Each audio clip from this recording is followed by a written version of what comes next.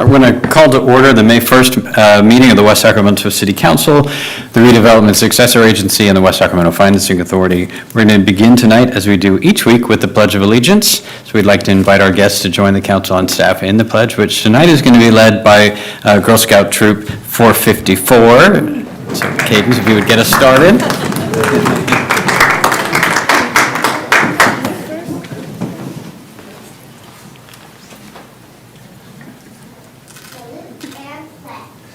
I pledge allegiance to the flag of the United States of America and to the republic for which it stands, one nation, under God, indivisible, with liberty and justice for all.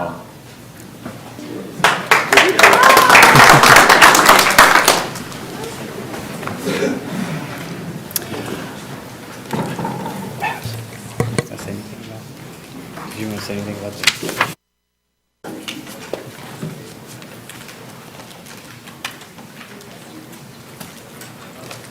Because we don't have a proper. All right, so the council did meet in closed session this evening to confer with our labor negotiator regarding negotiations with the West Sacramento Fire Association, Local 39, and unrepresented employees, and no action was taken. That brings us to item 1A, which is presentations by the public on matters not on the agenda but within the jurisdiction of the City Council. As is noted on our agenda, state law prohibits the council from taking action or having a discussion about any items that are brought up under item 1A, but it is an important opportunity for a public forum. We ask that anyone wishing to address the council on this or any other agenda item this evening to please fill out one of the yellow cards that's available near the front door and turn the card into the city clerk. In front of the clerk is a timer that we use to make sure that everyone gets a chance to be heard. And to that end, we ask that all comments be limited to no more than 3 minutes. Also in front of the clerk is a 1980s flip chart that simply shows which agenda item we are currently considering at the council, so to follow along. The clerk accepts the yellow cards all the way up to the conclusion of the staff report on any particular agenda item. Once the staff report is done and the testimony has started and the council questions and discussion, we don't take any more speaker cards on that item. So if you're here for a specific item, please be sure to get the card into her before the conclusion of the staff report. We also recognize that for some folks, speaking in public can produce anxiety and other bad symptoms. So we do ask that there not be any boos or cat calls or actually any applause or other demonstrations, and that we try to maintain other than the applause that we just had, that we try to maintain a civil discourse here in the chambers. So with that, we have one request to speak under item 1A, and it is from our very good friend, Carrie Nocella. Mr. Mayor and Mayor Pro Tem and City Council, my name is Carrie Nocella, and I'm the Director of External Affairs at a little place in the great state of California called the Disneyland Resort. And I know, right? I get to work at Disneyland every day. But most importantly, I am a former and very proud West Sacramento resident.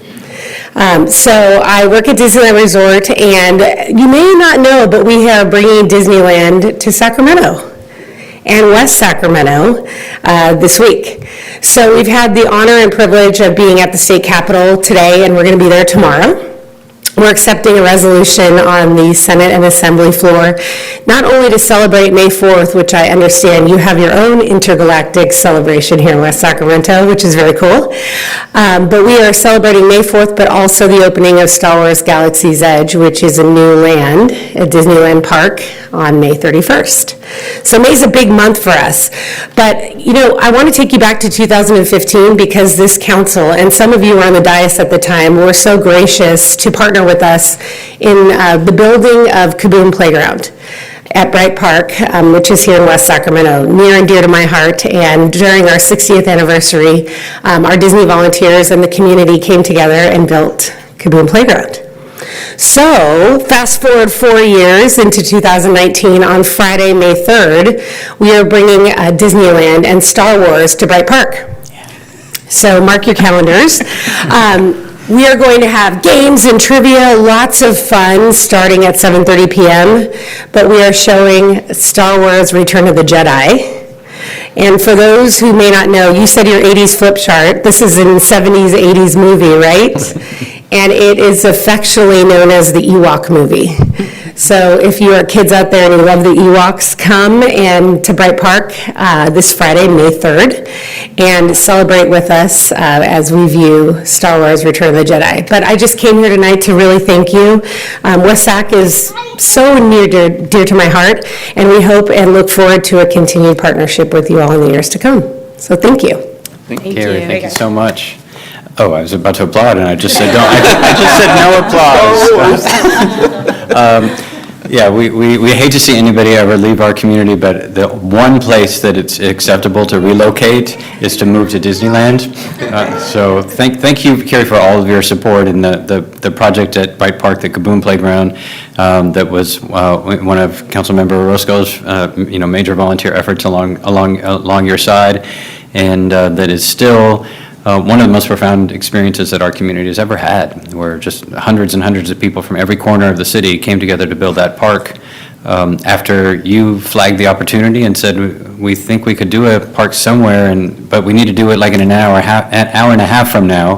The only place I can think of is West Sacramento, and the people of this community rose up and came out in droves, smiling droves of all ages to come and build that park, and it's been inspired more and more improvements at Bright Park, and including on Kaboom Playground itself. And so just to welcome home, and please everyone join us for May 3rd for the movie, and of course the next day come to the Intergalactic Expo, and may the 4th be with you. Thanks, Karen. All right, so that brings us now to item 1B, which is council communications. I thought, Councilmember Sandine, I know that the Girl Scouts troop is your guest this evening, if you want to. Sure. Yeah, I was a Girl Scout my whole life, Brownie, junior cadet, senior, and then an assistant troop leader. So I seem to be the contact in our city when Girl Scouts want to visit Chambers. So we're really delighted to have you here tonight, and thank you for leading the pledge. Thank you for being in the Girl Scouting program, and I believe we have some, our clerk has gotten some gifts for you. You do not have to stay the whole evening, although you're welcome if you want to stay with us for all of our agenda items tonight. But I know you have lots of other things to do and you're still in school. So we're really glad you were here tonight, and it always brings a smile to my face, and it was great to have you lead the pledge, so thank you. Great. Mayor Pro Tem Orozco. Thank you, Mr. Mayor. I also wanted to add to Councilmember Sandine's comments. I've had the great opportunity to meet a lot of these young girls out in our community, at our soccer fields, and some of them went to Learning Ladder, and a lot of really amazing leaders in the making. I love that you're here tonight. I look forward to seeing you all sitting up here in a good 20 years or so, leading your city from a decision-making board perspective. Thank you so much for coming tonight. I know not everybody has the time to make it. You guys have probably given up other things that you're doing tonight, but we really, really do. We do really appreciate you being here. So, congrats, guys. Councilmember Guerrero. Thank you so much for being here tonight, and just want to say you're doing such good community work. First of all, selling those delicious cookies.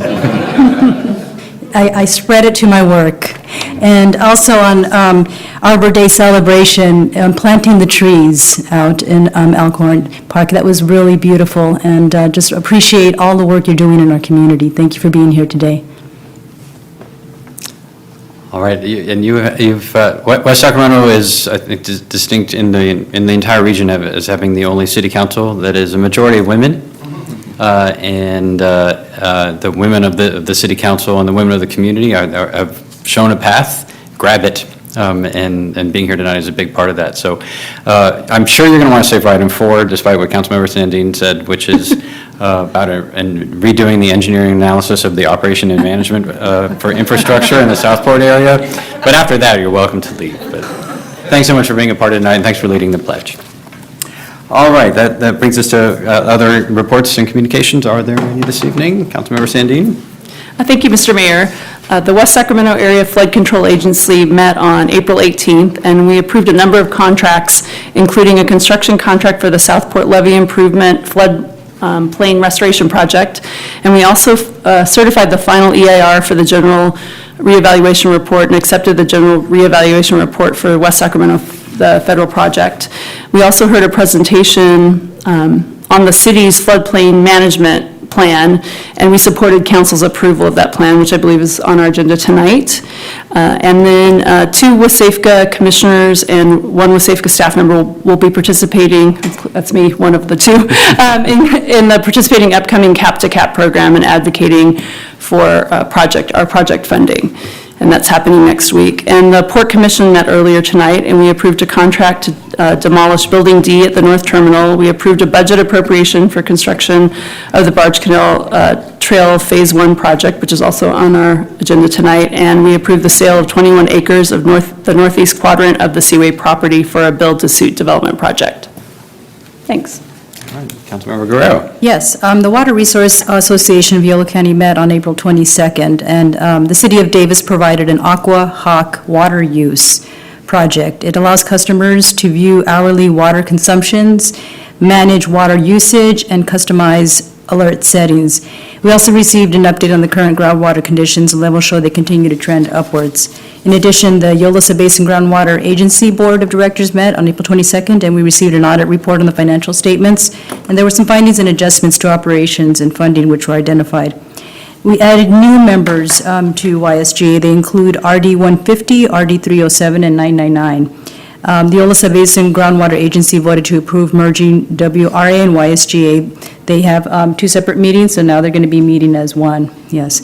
And that'll be occurring in the next meeting. There was also a legislative report of interest to City Council by the Northern California Water Association, which informed us that a state budget change proposal by the Department of Water Resources Flood Management Division requested a total of $92 million for fiscal year 1920, including $73 from Prop 68. DWR has identified over $2.5 billion in multi-benefit projects that could be completed within the Yolo bypass. However, the funding would include $4 million for the lower Yolo bypass fixes in place, which includes projects designed to increase flood capacity in the Yolo bypass and improve the ecosystem function. And I have submitted that BCP change to our city manager for a review. I also attended the Homeless Resource Fair that happened this last Saturday. It was well attended, and the community participants really appreciated all that was provided, and there were some good representation from community providers offering resources and support, food and clothing.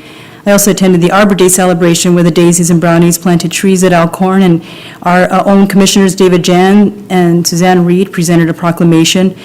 Parks Director Tracy Michael and Chris Sorwaski it was a huge success with their involvement, and attended the graduation for West Sac PD boxing camp. It was very well done. You could see a lot of children who benefit from that community event. Thank you.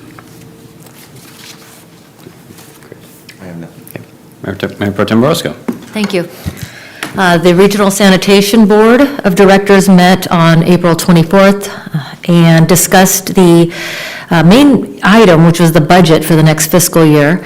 There was approximately a 6% increase from the prior year, and this is mainly to fund the chemical cost increases, as well as unit cost increases and quantity increases as we start up portions of the Echo Water project, which is a huge regional project to take effluent and move it, actually, and treat the effluent so that we can have clean water.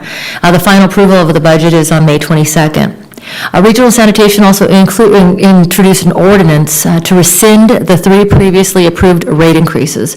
Years ago, when I first joined the Regional Sanitation Board, we approved rate increases, and the first was to increase rates by about $1 a month this July and another 50 cents per month in each of the next 2 years. But the good news is our projections indicate that we don't need these rate increases, and therefore the rescission of the increases took place, which is great news. So final action on this item is slated for May 22nd, and our next meeting will be held at the Echo Water Project, where most of the Board of Directors will have a tour in addition to voting on the budget. Great. All right, I just would report the SACOG Board met just under 2 weeks ago, and the major action of the day was the approval of the allocation of the roughly $50 million of additional funds to go out in this year's regional funding program. And We had a concern at the staff level and also in committee that one of the principles in that in the funding program was that large projects not be favored over spreading the money more broadly around the region. Now, normally you might think that it's in our benefit to do that sort of thing.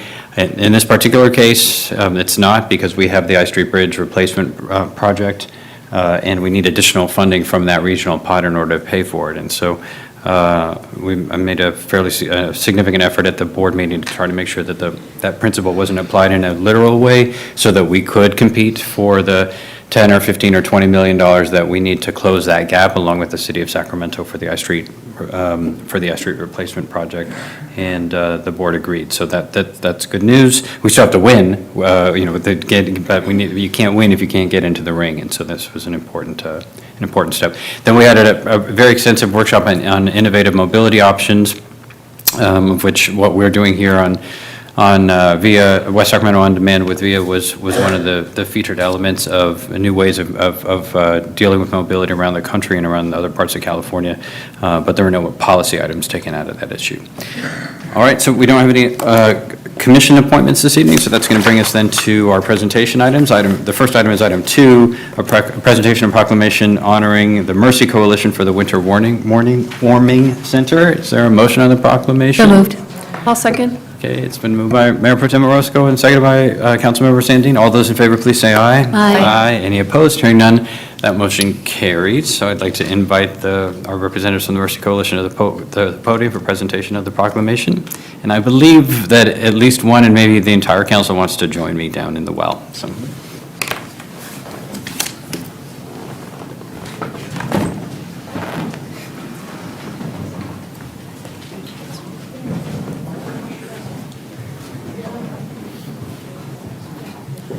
Bring them all. I can bring them all, right? Yeah. I didn't know if there was a letter. Yeah, come on back.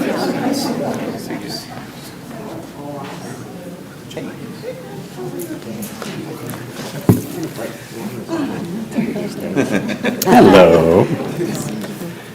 Good job on that trail. All right, so this is a proclamation of the City Council of the City of West Sacramento recognizing the Mercy Coalition for the Winter Warming Center.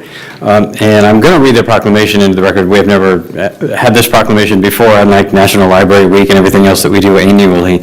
And this was a very special first attempt at something that turned out to be really spectacular and wonderful. And at our last council meeting, I think we had a lot of effusive comments to be making about the coalition and about the project. We might make a few more this evening, but this proclamation is intended to memorialize the tremendous achievement and what it represents in our community.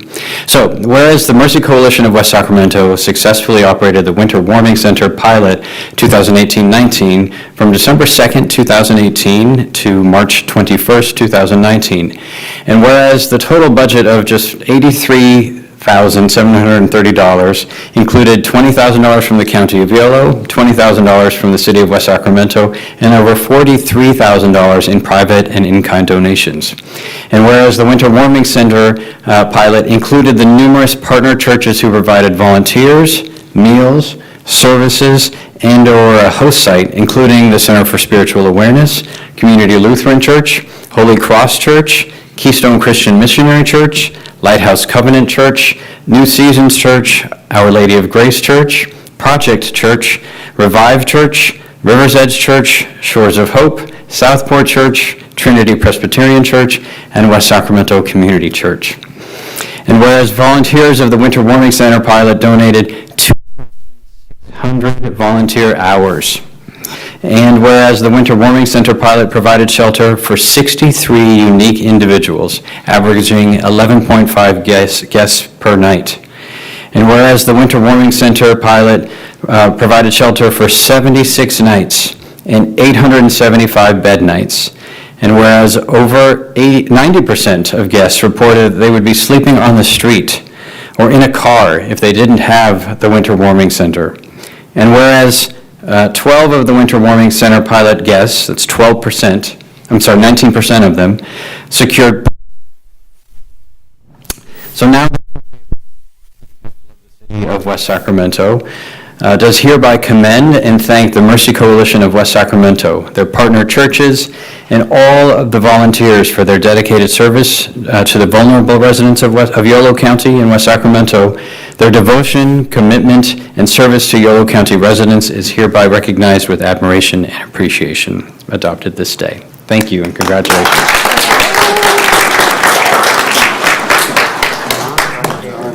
Oh, you even you dressed for the proclamation. That's I've been getting teased about it.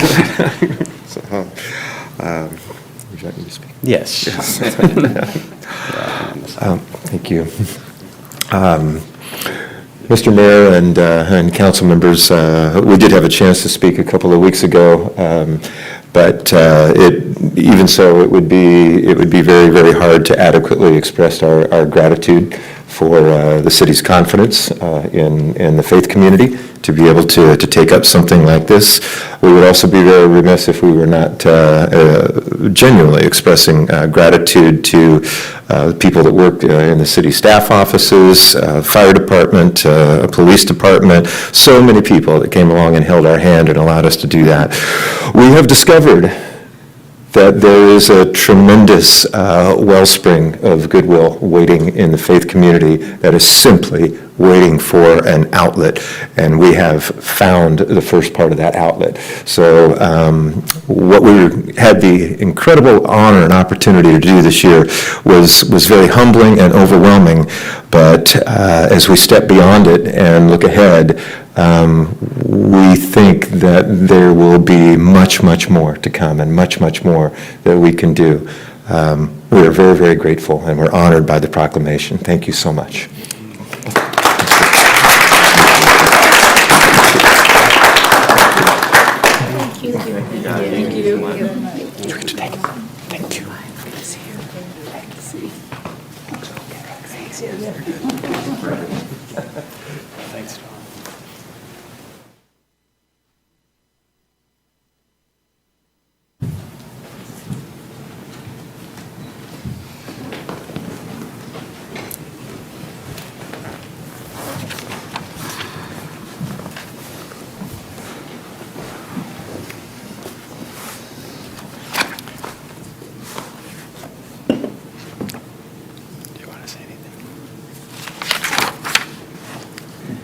I would just observe for those that heard the numbers again for tonight in that proclamation, because I'm kind of a data geek, but so 63 unique individuals being served.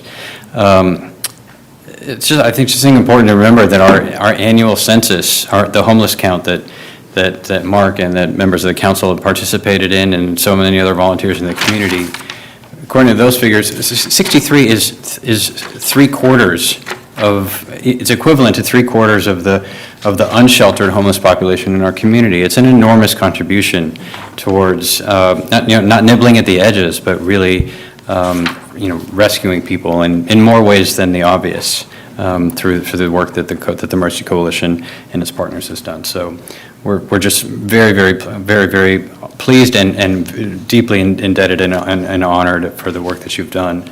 And the work that you've inspired, and the work that it sounds like has inspired you to keep doing, and that's more so than a city government. It's people in the city taking opportunities and challenges in their own hands and making magic for each other and with each other that makes a community. So thank you so much again. All right, with that, then we have item 2, which is a presentation of a proclamation recognizing May 2nd, 2019 as the Big Day of Giving. Is there a motion on that proclamation? So moved. Second. Okay, it's been moved by Councilmember Sandin and seconded by Councilmember Ledesma. All those in favor, please say aye. Aye. Any opposed? Hearing none. That motion carries. I've asked Councilmember Sandin, who is the not just for the council, but for the entire community of West Sacramento and all of Yolo County, the big dog of the Big Day of Giving, to present the proclamation on the council's behalf.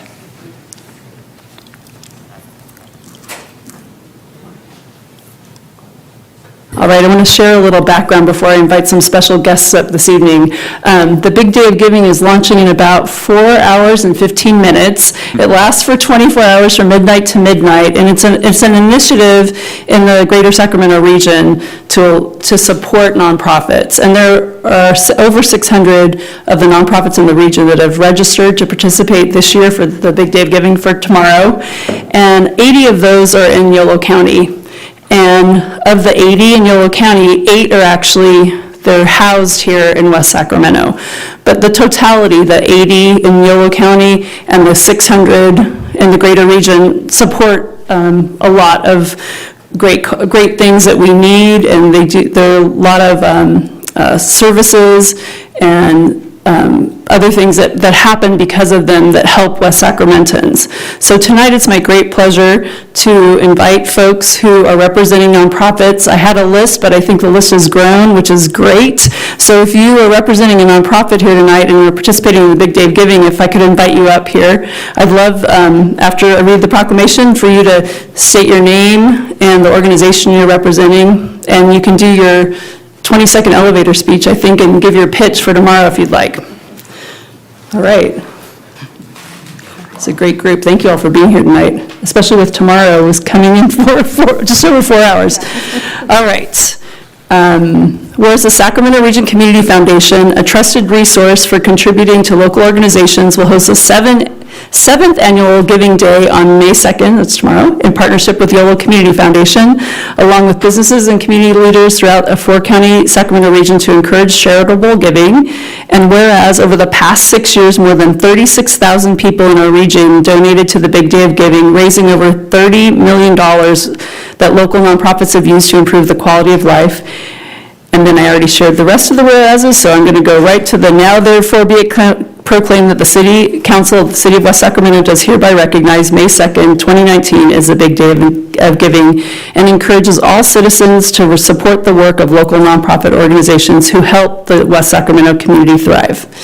So congratulations, thank you, good luck tomorrow, and we'd love to meet you.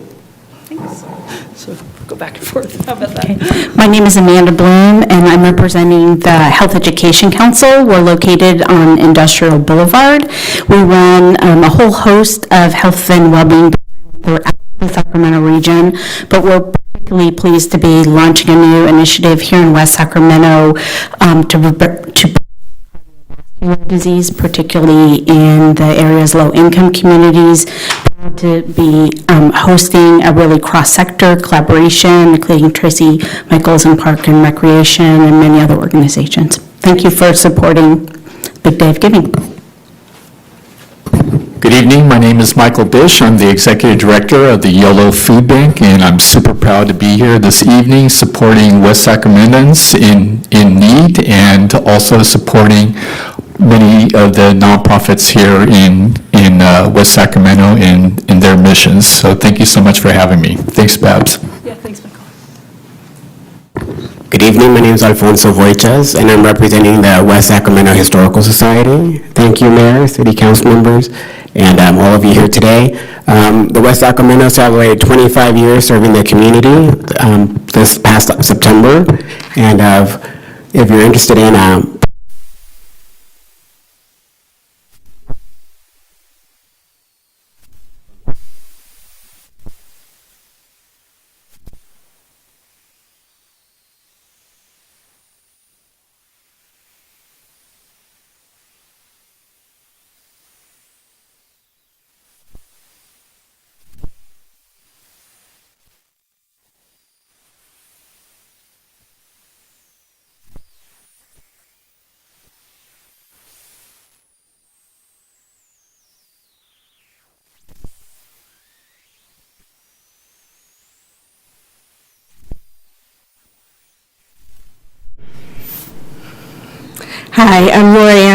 Grundon and with the Wildflower Women's Ensemble. We are an all-female Shakespeare ensemble that looks to bring free Shakespeare in the parks to residents. We started in Sacramento, but I am a West Sacramento resident, and we are looking to expand to West Sacramento parks. We are also working hard at the gender imbalance in theater. By having an all-female company, we open up a lot of things to women, and we are working on a young women's program to extend that. So thank you, Mayor and the council members, for recognizing Big Day of Giving. Hello, my name is Martha Mills, and I'm representing the West Sacramento Neighbors Fair, which was an organization created 7 years ago to showcase the diversity and cultural richness of West Sacramento. Over a year ago, we started a community radio station. Our call letters are KYWS LP 92.9 FM on your local dial. We are broadcasting, and now we're moving into the phase of doing community training, both with youth and community members, in order to showcase the richness and the diversity of the resources we have in West Sacramento. So look for the West Sacramento Neighbors Fair and Know Your West Sac, KYWS LP 92.9 FM. Thank you. Hi, I'm Maria Berliner, and I'm from the West Sacramento Friends of the Library, and this is a nonprofit organization dedicated to serving the West Sacramento community by supporting the library and its programs and its services. We do that by raising funds for the library. If you haven't stopped by our library, it's across the street and behind the college, and it's awesome, so you should go. As Councilmember Sandine said, tomorrow is Big Dog. We are raising funds to support library programs such as Summer Reading Program, which provides anyone who participates with a free book. Other programs such as the Homework Center or Computer Skills 101. There are programs for everybody. The library offers programming to every single community member, regardless of age, gender, or race. And best of all program materials are free, as are the programs. Please think of donating to Westfall tomorrow and join us for our Big Day of Giving event at Jackrabbit Brewing Company. We'll have a coloring station for kids and adults, and Jackrabbit will be selling limited edition Westfall pints, and we'll be donating a proceed of the beers proceed of the money that they get for the beers to us. The event starts at 5, and I hope to see you there. Thanks. Good evening, everybody. My name is MJ Alapano. I'm one of the board of directors for Creating Opportunities for Educational Development, or for short, COED. That's our organization. With me is my secretary, Patricia Carlos, and our media director, Michael Catapang. COED was founded in 2010, and we've provided scholarships and grants to 13 students since then. All these 13 students for third world countries that couldn't afford to go to college, and we helped them out to get there. 5 of our scholars graduated in 2016, with 3 more graduating this spring. However, last year, we were able to raise enough funds to offer scholarships to River City students, River City High School. So for this coming fall, 2019, COED will provide scholarships grants to a student from our very own River City High School here in West Sac, school that I graduated from as well. So we hope we can count on your support for tomorrow's Big Day of Giving. Obviously, the more donations we're able to receive, then the better chance we have of providing more scholarships to students in need here in our local community. Thanks again for your time. And thanks everyone for being here. Just so you know, you can go to the website, which is www.bigdayofgiving.org, and you can find all the organizations that were here tonight and more that support us in West Sacramento. And I want to thank you for support and look forward to watching the leaderboard jump all day tomorrow. Thanks. And I'll be taking this tomorrow to Woodland. There's a midday celebration, so I'll be sharing this there and then sharing it with the Sac Region Community Foundation. So thank you.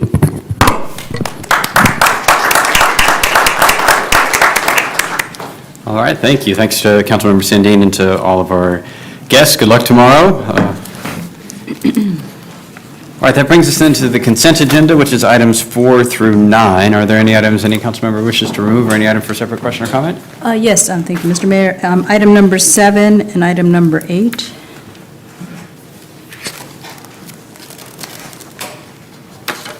Any others?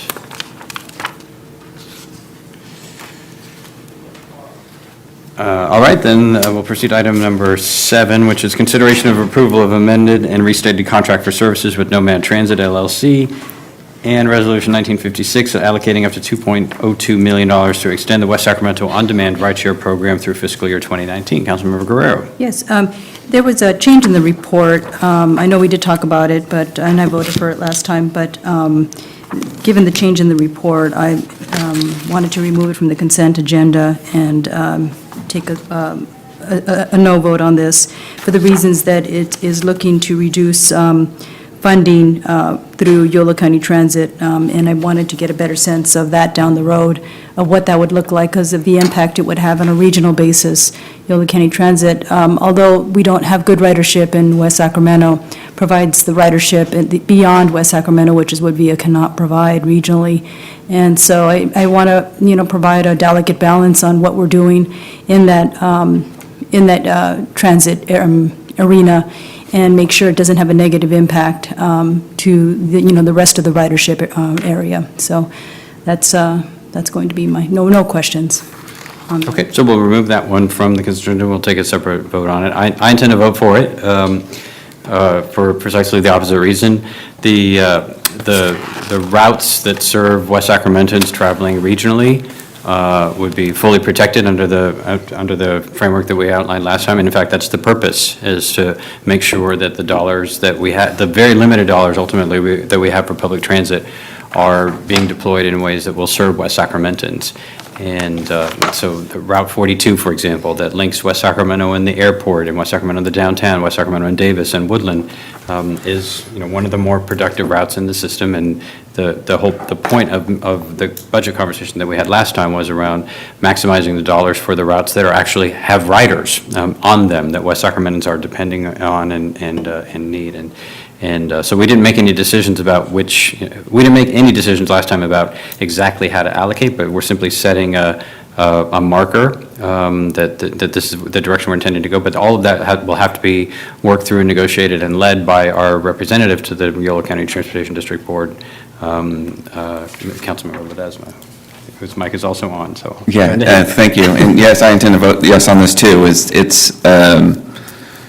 At our discussion around this, it's very clear that VIA works for a lot of people, and the program has worked for a lot of people in our community, and has given, as we heard testimony from folks who showed up, it has changed people's lives. It's been a new mode of mobility that really has opened our eyes to the possibilities of what we can do as a city, and kind of brokering services between VIA, jump bikes, and how we allocate our resources to Yolo Bus.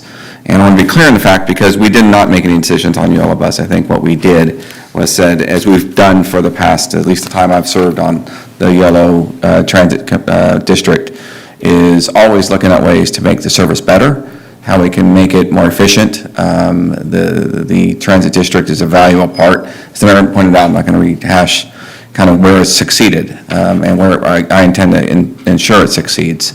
But as we continue to evolve in mobility and the direction we've talked with the rest of the board, YCTD, about, is we have to change with it. And there's factors that are changing it already from the private sector and other modes that are impacting it to our own ambitions and our own policy choices around climate change, whatever else, to electrify and find better use of dollars. So all those factors are important imperatives for YCTD, and the notion that we would in any way just not resolve or reconcile how to best use our tax dollars to make sure we get the most efficient routes possible. That should always be in front of our mind, but the notion that we would that we're cutting somehow, and there's been some decision made, that's just not true. So we have a lot of work to do, and we intend to do it, and I appreciate staff doing all this work to get this part done, because again, it's been an important part of kind of how we provide transit. So thank you. All right. Yes, Mayor Pro Tem Roscoe. I fully intend to vote yes on this as well. There was no decision made, to my recollection, last meeting when we discussed this pretty extensively. And for me, it's all about the ease, man. by accident, it just ended up that they're all about ease. I said, VIA is great for our environment, it's good for our efficiency, it's good for equality, for people in our community to get around when they otherwise wouldn't have that opportunity to do so. It's effective and time efficient, and it's good for our economy. One of the main things I hear from people, my neighbors, is we have potholes out there, we have roads that we need to fix, and these buses that are rolling around in our community with 1 or 2 heads on them are creating a lot of damage to the roads that are very expensive for us to repair.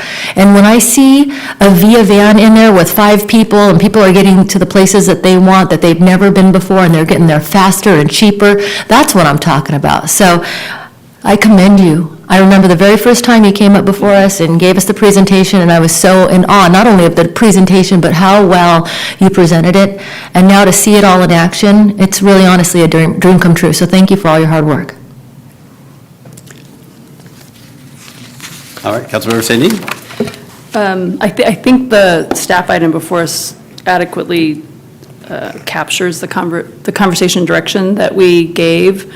So, and I think just as we're doing the request for operational streamlining, and we discussed this at the last meeting about how things will change over time. So this could even be a discussion 5 years from now about if VIA is not meeting the needs at the time because there's a new kind of service. So I think the discussion, it's not a foregone conclusion about what the outcome is with YCTD, but it looks like it's a discussion in motion. That's my understanding, and that's what the staff report is reflecting. So I'm supportive of this as it reflects our direction from the last meeting.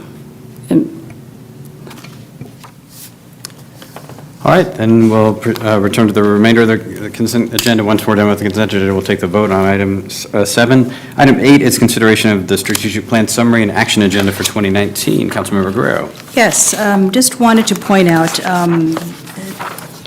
on page 4 of 27 on the WESAC home run implementation, in taking a look at the notes and the milestones, wanted to make sure that we include funding. I'm very supportive of it, but also because we're going to be receiving funding from there'll be funding from the state that we can possibly apply for, that a lot of these initiatives are currently being taken into consideration. So I'd like to just make sure that we include that in the notes at some point. And then on page 6 of 27, the affordable housing strategy, the local preference policy, I am not in agreement with that. I just wanted to voice my opinion about that at this point. And I don't like an exclusion policy when we take into consideration who is going to be accessing the services in our affordable housing strategy. So I just want to express my opinion on that, and that is it. All right. But I will be supporting this. Mayor Pro Tem Orozco. I disagree with that. And my position is that it's not necessarily an exclusion policy, but an inclusion policy.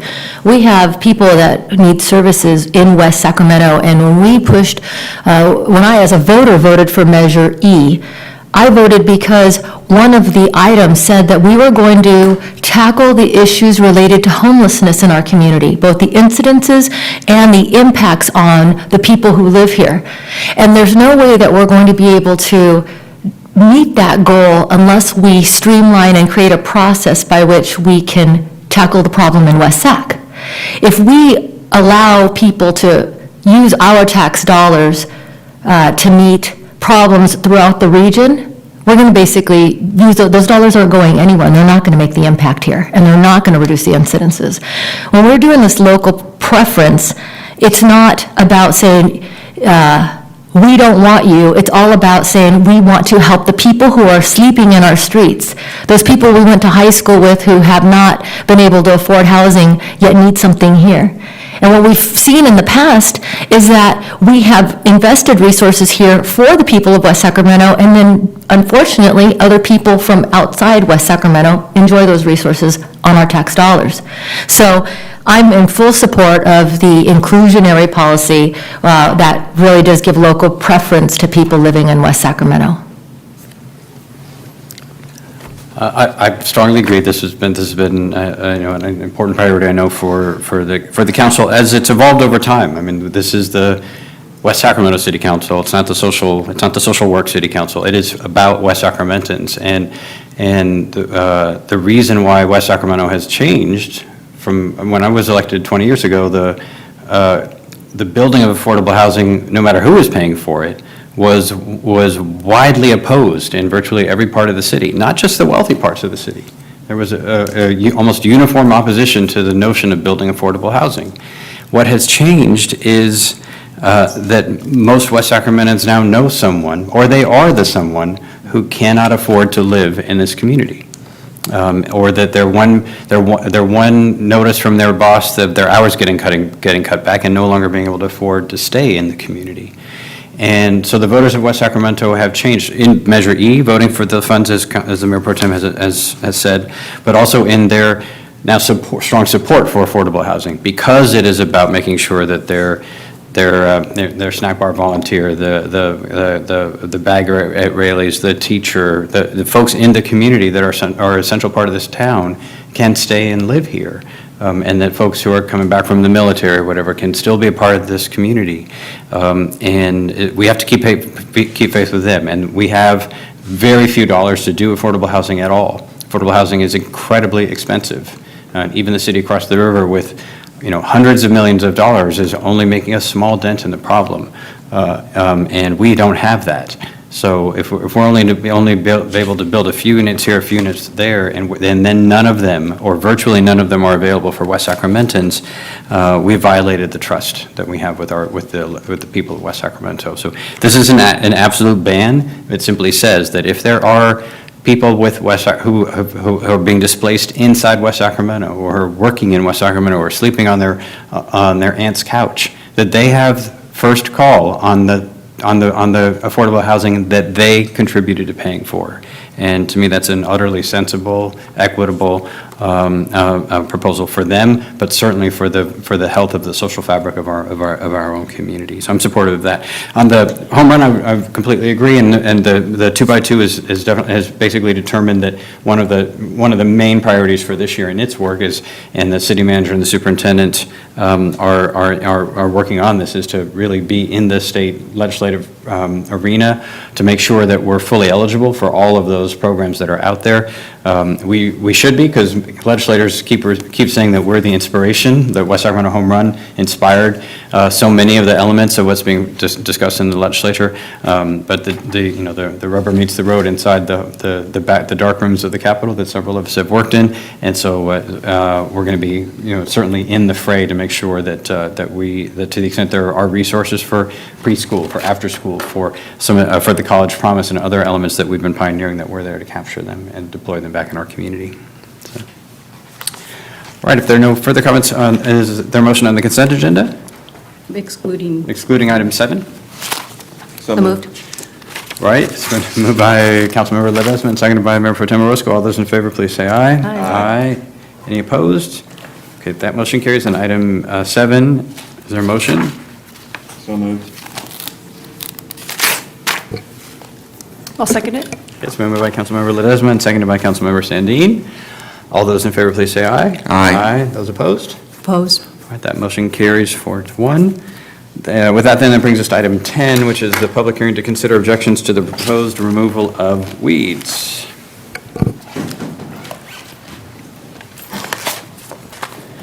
Fire Marshal Johnson. Evening, Mr. Mayor, members of the council, Brian Johnson with the Fire Department. Thank you for adopting Resolution 1924 at the April 17th council meeting, which resulted in the Fire Department mailing over 1,000 notices to property owners who have or have the potential to have weed nuisance on their property. It is respectfully recommended tonight that the City Council conduct a public hearing to hear objections or comments on those notices and direct staff to proceed with the program. Thank you. Be happy to answer any questions. All right, are there any questions for the Fire Marshal at this time? All right, seeing none, we're going to close, so we're going to open the public hearing on item 10, and we do have one request to speak on this item. It's by Antoinette Baxter. Welcome. Good evening. The only reason why I'm here is because we've received the notice, and we're a little confused because our property is well-maintained. We don't have a vacant lot. We mow our lawn pretty much every other week unless it's raining, because you know how hard it is to mow when it rains.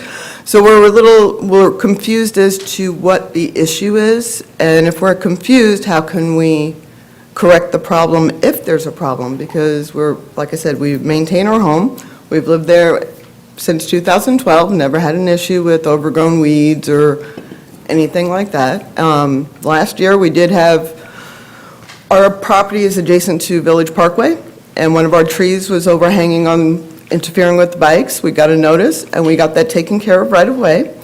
So my only question is if we can have a little bit more clarification as to what, as a property owner, we can do, or what is wrong with the property, so that we can take care of it. And I realize in the notice, it says by May 7th, but how can you address a problem when you don't really understand what the problem is? So that's my only concern. We have no problem taking care of a problem, as long as we know what it is and what we need to address. So I thank you for your time, and that's all I really needed to say. I have a quick Thank question you. before you leave. Have you asked the question and exchanged any information or? Well, no, we just received the notice, and then Oh. we heard that there was going to be the meeting here tonight. Oh, I see. But it just basically set it for property owners of vacant parcels that have had recurring problems, which we have not, or properties where a problem is anticipated during the fire season months. Our house sits pretty much in the middle of our property. We only have about 2 acres of land. There's no fire threat because it's mostly lawn. We do have trees surrounding the property, but again, we maintain our property. We get our trees trimmed twice a year, do all of that, but there was no specification as to what the issue was or anything like that. So that's why I'm here, that maybe if the fire department or the fire marshals can address it.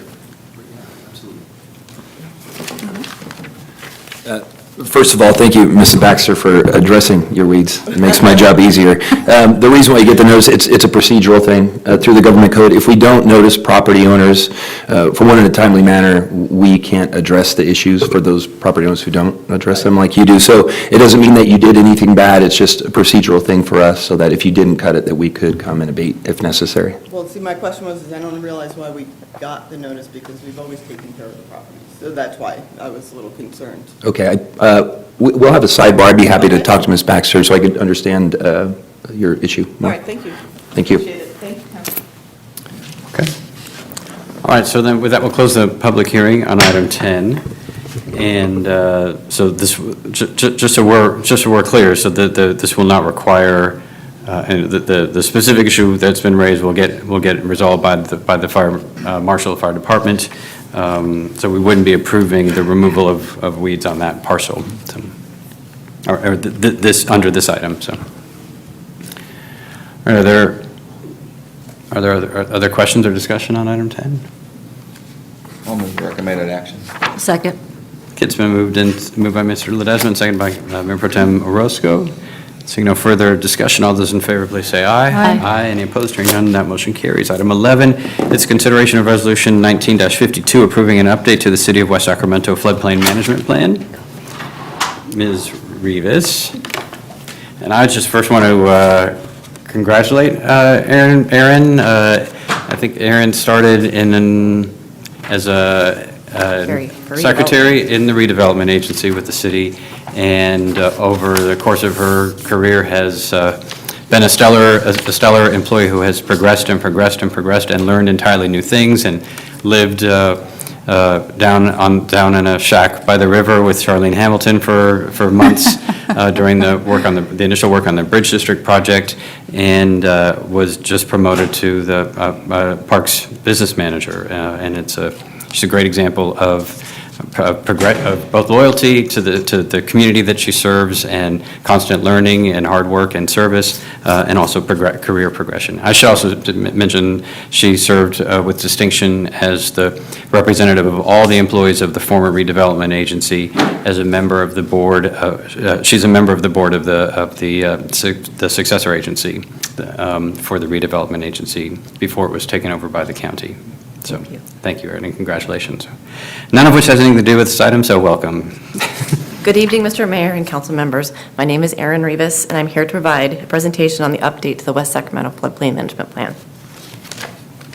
The first city floodplain management plan was formally adopted by council on November 17, 2010, by Resolution 1077. The first floodplain management plan was developed to satisfy a condition of the United States Army Corps of Engineers Section 408 permit for the I Street Bridge Levee Improvement Project. Per the Section 408 permit, the floodplain management plan must be updated every 5 years or more often as conditions require. The Southport Levee Improvement Project is currently under construction and the same Section 408 permit conditions apply. Staff looked at other local floodplain management plans and realized that this was an opportunity to create a more robust, living, breathing document that could function as a useful flood protection tool for residents and staff. The 2019 Floodplain Management Plan Update discusses the implementation of current city planning and policy documents such as the General Plan 2035. It discusses climate change to sustainability, the increase in GHG emissions and how it affects the climate change affects sea level rise. Also, the city's flood history and floodplain risk, providing new definitions of flooding. It discusses land use and planning, current zoning and building code, emergency management efforts, including the 2016 Emergency Operations Plan and flood hazard specific plan, levee and other structural improvements, internal drainage improvements, since the floodplain management plan for 2010 was outdated, flood risk communication. We do have a PPI committee that has been formed, and we're in the process of adopting a PPI document. It also discusses the National Flood Insurance Program and the community rating system.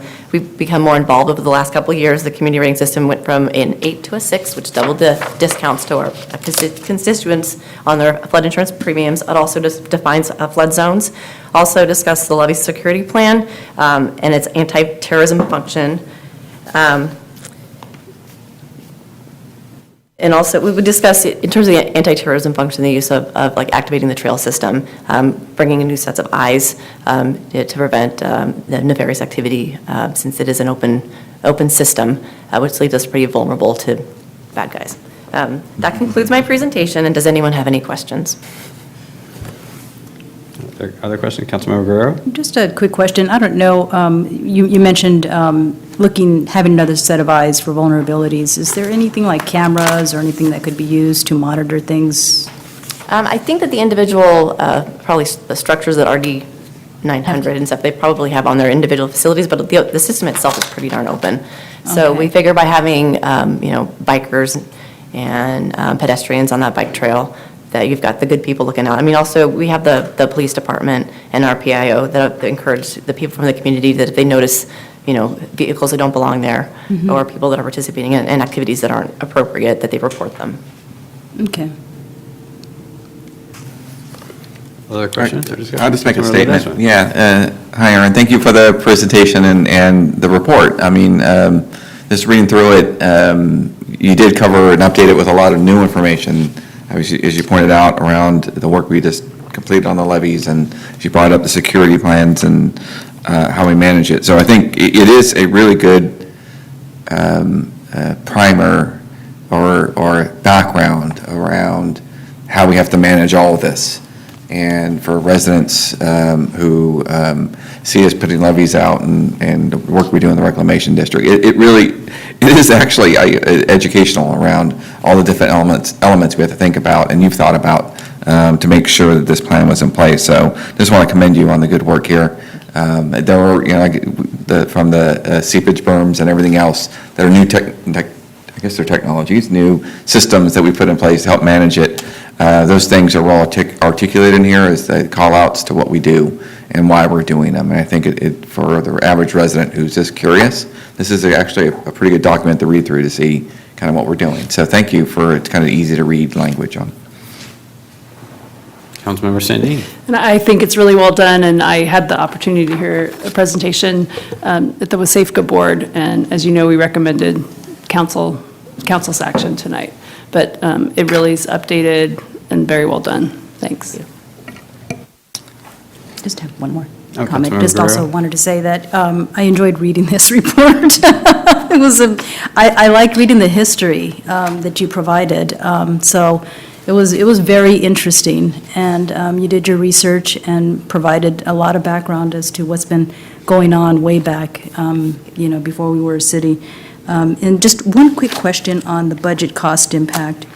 It doesn't specify, is there any specification on the cost for the floodplain management plan, where it's coming out of, or any dollar amount or anything like that? No, but we had done an analysis for the WASAFCA boards, and I can share that with you if you'd like it. Okay, that'd be great, thank you. All right, the only comment I want to make has actually nothing to do with the content, just only the figure 1, the map. I've lived in the center neighborhoods of West Sacramento for 25 years, and this creeping notion that the Barge Canal is the north-south divider of the city, and that folks who live in Westmore Oaks live in the north area, I think is not seen as authentic either by them or by folks who live in the actual north of West Sacramento, who would think of themselves as in Brighton, Broderick. So I would just encourage, our staff, and maybe look at Matt Hargrove's new map that's out, but to be, it's a very Southport view of the world to think of Southport and then the north, and that's, I think, doesn't respect the history or the cultural geography of West Sacramento. So it's useful for some purposes, as a north basin for the city, it makes sense. But it's a feature of language that's changing that I think it often betrays a lack of understanding of the full geography of who we are as a people. So, but great report. Thanks, Aaron. All right, so then we have the whole item before us. Is there a motion? Move to approve. Second. Okay, it's been moved by Councilmember Guerrero and seconded by Councilmember Sandin. All those in favor, please say aye. Aye. Any opposed? Hearing none, that motion carries. Thank you. Item 12 is consideration of the Police Department Quarterly Activity Report. Hello, Mayor, members of the council. My name is Lieutenant Carl Crouch. I'll be presenting tonight for the Police Department.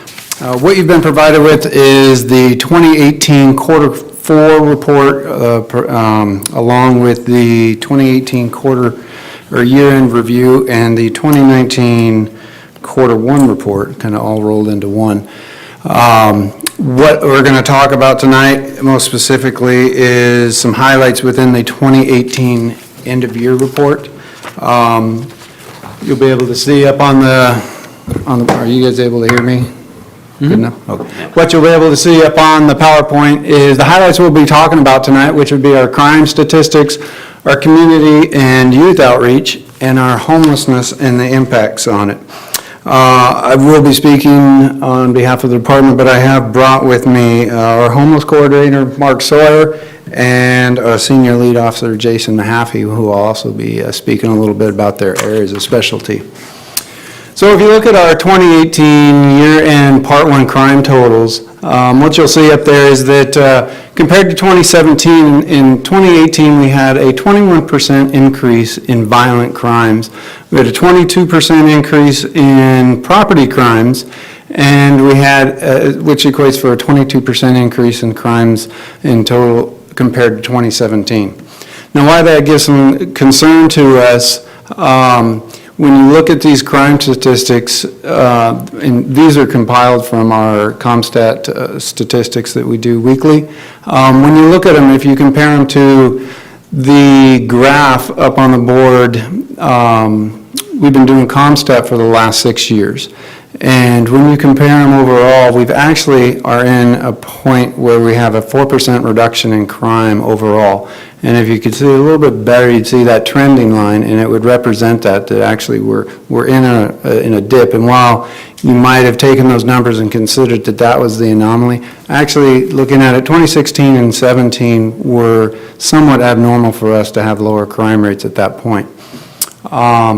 So that's our crime statistics and our comparison. So that would bring me into our community outreach and our youth outreach. Click it. So this last year with our community outreach, we had, if I can catch up with myself here, We did a total of 39 total community and youth outreach events. Our department participated in 23 community outreach events specifically. Those were items like coffee with a cop, snow cone with a cop, community meetings, senior outreach events, summer night lights, and many of those which you yourselves have attended. Go ahead. With that, our youth outreach included 4 specific events that we attended, 3 of which the department actually hosted itself.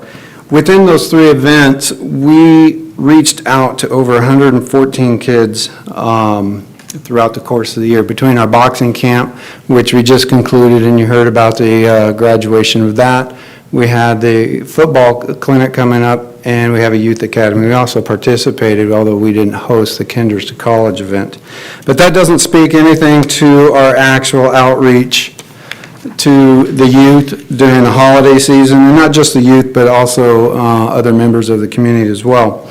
During last year's holiday season, we did over 12 holiday outreach events. Those included community Halloween events, Touch a Truck, which is an event where kids get to get up and speak, or not speak with, but actually physically participate and touch trucks of various sorts between police trucks and fire trucks and that. We did Shop with a Cop. We did the annual toy drive and collection delivery. And I would like to reach out, or I'd like to say that during the Shop with a Cop, which if you're familiar with that, you know it's hosted through Walmart, over 40 kids were served last year, which was an increase from the year before. And each were given a $200 gift certificate to go and shop for primarily themselves. However, a lot of the kids actually, it was kind of nice that they spoke up and they wanted to buy for their parents, which was something that actually Walmart went around and strongly encouraged them. No, this is for you, but it was good to see that the kids actually included their family in that. And during the toy drive, I didn't know this until I actually started reading this today, but we delivered to 425 kids throughout the city during the toy drive last year, which to me was, you know, I've participated in many years myself and just do a small group, but that was an immense amount of kids that we actually reached out to last year, so I was pretty proud to see that number. So with that, I'm going to turn this over to Mark Sawyer, who is our homeless coordinator. I will be back up to answer any questions at the end if you want, and Mark Sawyer. Good evening, Mayor, Council. I'd like to just go over a few things today, mainly the homeless efforts for 2018 and also the pit count and the winter warming center. So I'm going to start with the efforts. The clients served in 2018, that actually should say households served, so there's 410 households. The main majority of those numbers come from people that go to the Thursday walk-in appointments that I hold at the Yolo County Service Center. Out of those 410 households, 179 individuals ended their episode of homelessness. I'd like to kind of clarify that number a little bit. So that is anybody that came to me during my walk-in appointments or that I've met in encampments that identified as homeless. They may not meet the requirements like in the pit count, unsheltered homeless, but they're identifying as homeless. So they're sleeping on couches, or they're living in the motels, or they're at 4th and Hope in Woodland, but they're from West Sac and they want to come back. Or a large portion of them is also families that are in the CalWorks housing program that are coming to my walk-in appointments looking for some of the landlords that I know in the area that may rent to them. 15% refuse services. That doesn't necessarily mean that they straight out refuse. It just means wherever they're at the current time, they maybe can't come in all the time, and so I lose track of them. Or they're coming for a motel voucher and I don't have one and I don't see them again. It's things like that.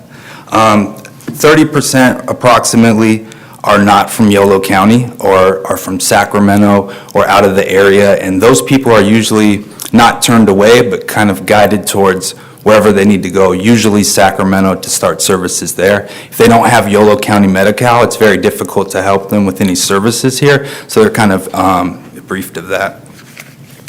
The next slide. The pit count. So the pit count took place on the 23rd of January. The hours of operation were 6 a.m. to 6 p.m. We had 13 volunteers, 2 council members, thank you for attending, 4 officers and 1 sergeant and myself. We got a number of 85 this year, which was a little bit down from the number of 89 in the 2 previous pit counts. And I'll explain that number a little bit more the next. So this slide shows pit counts, the last 6 pit counts. I wasn't working in Yolo County and don't know much about the counts from 9 to 13, so I won't speak too much to those, how those numbers started to trend down. But what I will speak to is 2013 to 15. Why that count is important is because within that time is when Bridge to Housing started. So if you see in 2013, we have 126 unsheltered individuals. That number drops to 80, and at that moment, the largest encampment in the town at that time was housed at the Old Town Motel, which is why you'll also see an increase in the sheltered count from that year. So since that point, we've kind of held the line is what I call it, and I think that's largely based on our consistency with the officers going into the encampment, services first approach, reaching out to the people that are out here, getting them to the service center on Thursdays to start getting them with social workers and other people that can help them. It also has a lot to do with that sheltered count. If you notice that number, it keeps trending upward. The 11 of the people in the 2019 number, which is 102, those are the winter warming center, but the rest of them are primarily people that the county is housing in the motels on West Capitol Avenue. So if you think about it, if we added 11 to the 85 and the number of people that were housed in the motels, if that didn't exist, our number would be much higher. So we're really just doing everything we can from multiple ways to keep that number steady. The last thing that I'll go over, the mayor kind of already spoke on the hard numbers. I kind of was dealing with preliminary numbers, still going over it. We had 50 individual serves, 259 overnight stays. Every participant was screened for eligibility for me. That was significant because I have a rapport now with every person that was a regular attendee there. We're still working. That number of 15 clients that ended their episode of homelessness, that was during the duration of the winter warming center. But I'm working with those people still now, and we're working on ending more episodes of homelessness. I'm going to end now. If you guys have any questions for me at the end, I would be happy to answer. Oh, sure. May I? Mark, with respect to the winter warming recap, you said that every one of the individuals served had to be screened for eligibility, correct? Mm-hmm. And there was a local policy preference, local residents' preference for the winter warming program, correct?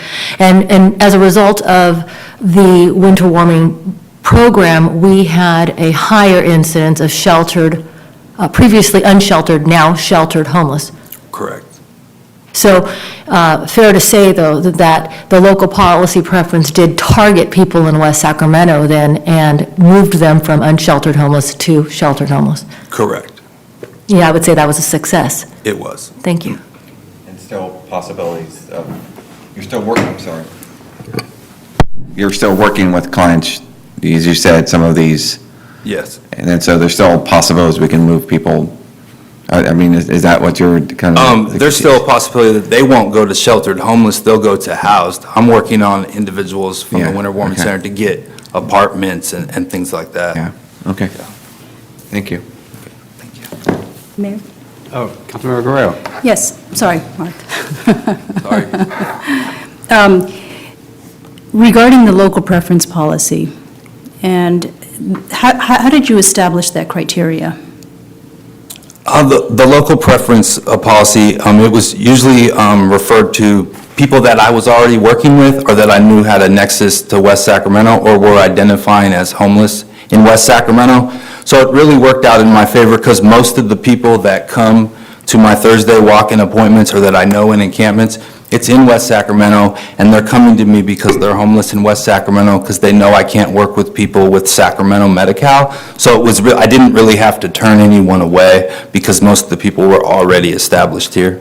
So we had a limited number of winter warming shelter beds. We had 20 beds a night. Every week that the shelter was open, I gave out all 20 referrals, but the average attendance was 11, so we lost about half along the way. But every week I gave out all 20.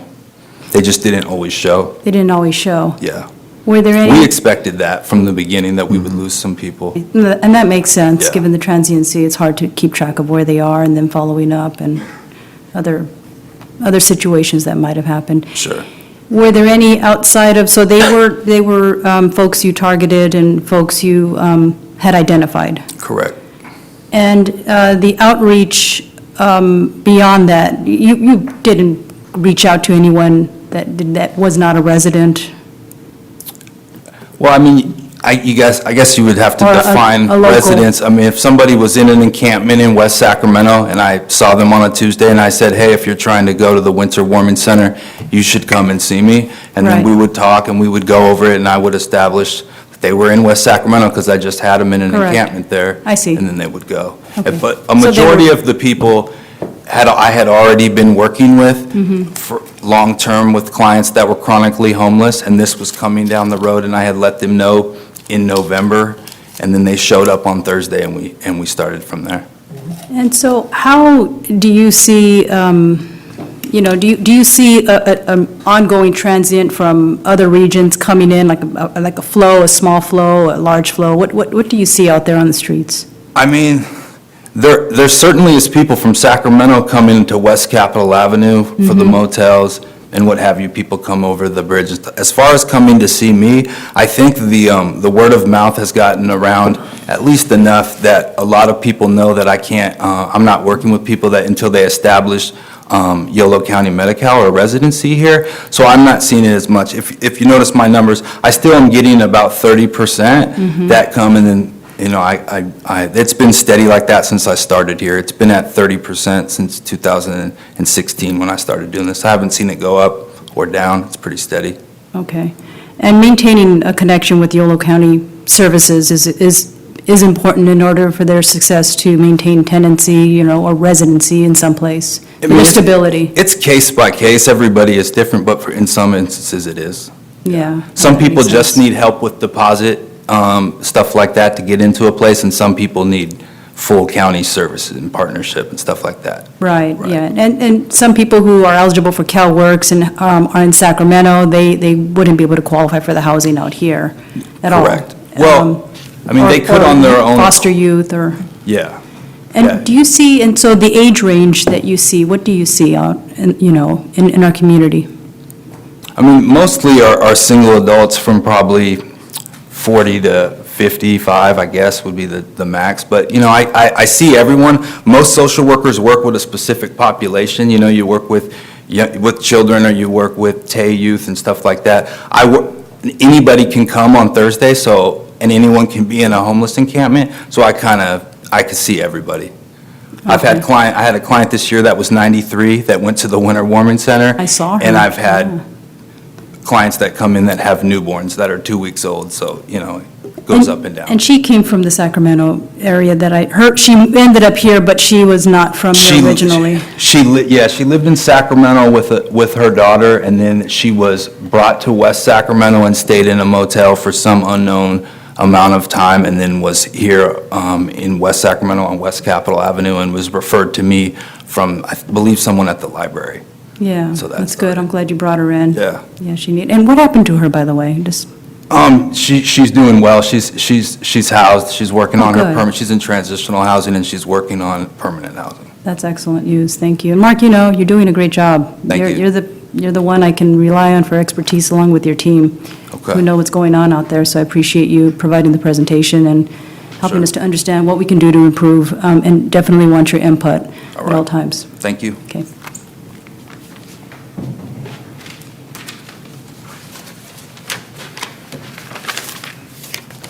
Evening, Mayor, Council. Jason Mahaffey, I'm Senior Lead Officer with the Police Department. I'm attached to West Capitol Active and Secure on the committee alongside with Assistant City Manager Amanda Berlin. I'm here to talk about the West Capitol motel calls for service. The numbers you'll see here are just from the 25 independently owned motels along West Capitol Avenue.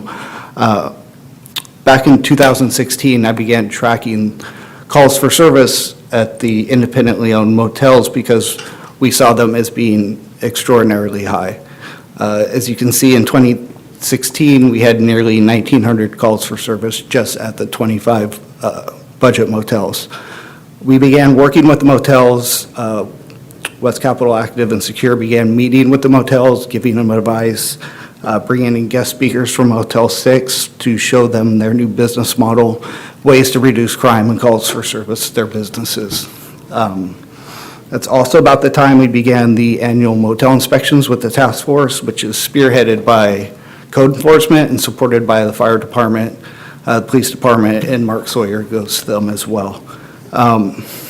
Also, conducting enforcement and then Mark's engagement with the people that are unsheltered homeless that are living at the motels and getting them into permanent housing. We've been able to reduce calls for service at the motels from almost 1,900 in 2016 to just under 1,300 in 2018, which is a 35% decrease in calls for service and quite helpful to both first responders, both the fire department and the police department, in not being such a drain on the community. We're all still working with the motels because as it's a reduction, it's not quite where we need to be. So my target goal for the motels is to generate just over 300 calls for service amongst all 25 motels. So that's the goal, and we're still continuing to work with them, the Active and Secure Committee, Code Enforcement, and Fire Department. Any questions? I do have a question. So in working with them, what do you do specifically? For example, the most recent training I did was every motel and hotel in the city was invited to human trafficking awareness training, how to spot it, who to call. The training was done by the Yolo County District Attorney's Office, supported by myself. I regularly meet with their association members just to give advice on how they can reduce crime and calls for service at their motels. And then again, meeting with them, I usually meet with the whole group annually, and again, just to give them advice how to improve their environments to reduce crime and calls for service. And again, like I said, previously inviting Motel 6 in to give them their business model. Okay, so you're upgrading their, kind of like their appearance and their business, interaction. I'm encouraging them to, yes. Okay. Add security features and then I see. Do things like take ID for everyone they check in, and any guest or visitor that comes to their motel to have them check in at the office, which is something Motel 6 has done and greatly reduced. I think the Motel 6 here in West Sac has reduced our calls by 50% just by adding security and having everyone check in at the office before visiting somebody in a room. That's very good. That's very helpful. Thank you. Pro Tem Orozco? Thank you. Officer Mahaffey, you came before us some time before, and you were talking about the potential of punitive measures for some of those businesses that had a high volume of calls for services. Where are we with that? I'm still working on the draft. Another jurisdiction was working on the same plan, which has been halted. So I'm going to try and continue their work. But it's essentially, I don't know if I'd call it punitive, but holding them accountable for the drain on first responders that have to respond to their motels for calls for service. And it's actually written in our municipal code that they could be fined for extraordinary calls for service. So what West Capitol Active and Secure is going to do is define what extraordinary is and what the fine would be. Our target goals from other jurisdictions have been half a call for service per room per year. So a motel with 40 rooms would be given 20 calls for service per year. Anything after that, they'd have to pay for first responders' time. One of the frustrating issues that I saw in this report was how you outlined, or somebody outlined in this report, the relationship between a lot of these motels and our homeless community, specifically. One of those things that I saw when we did a ride-along a few years ago, where someone who would use the majority of his or her check to pay for 2 weeks of shelter in one of the motels, but couldn't afford the last 2 weeks. and some discussion about some of the other jurisdictions referring their residents of their jurisdictions to our West Capitol Avenue to reside in the motels there. Is there anything you would elaborate about what that status is with respect to the referrals this way? I could speak to part of that. So yes, there are companies in Sacramento that are called representative payee services that take in the Social Security insurance checks for clients who are determined not to be able to manage their own money.